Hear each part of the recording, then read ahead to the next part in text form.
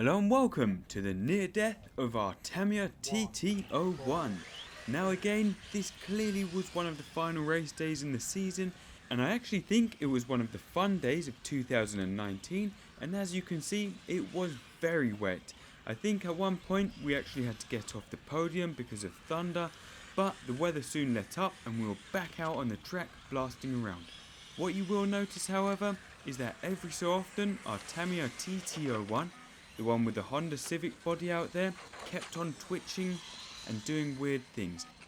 And you can also see that we were not so much racing as trying to play dodge the puddles.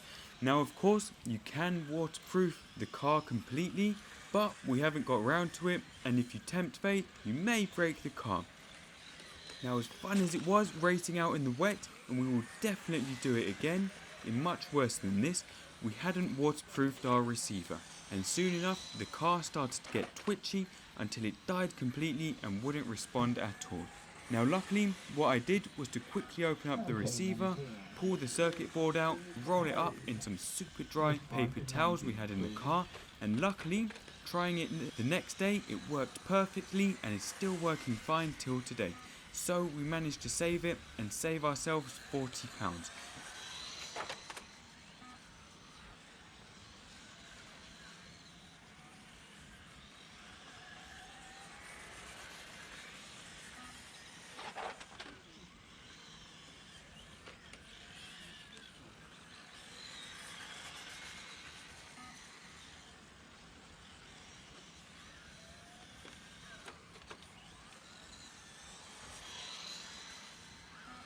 And just as the car goes out of sight there, it dies, and that's the end of our race day.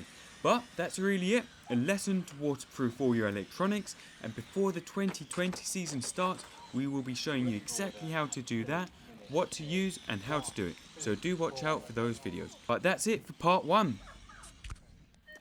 And now for a world apart, here are the 17.5 turns, the Blinky series, and these are super quick. This is where our mega Tamiya TT02 build belongs, and where we will be racing it in the 2020 season, so do watch out for the coming build videos. Now note, of course, on these you are allowed to use the proper touring car bodies, which you can't in the Tamiya series, because that's really a back to basic class, which is great.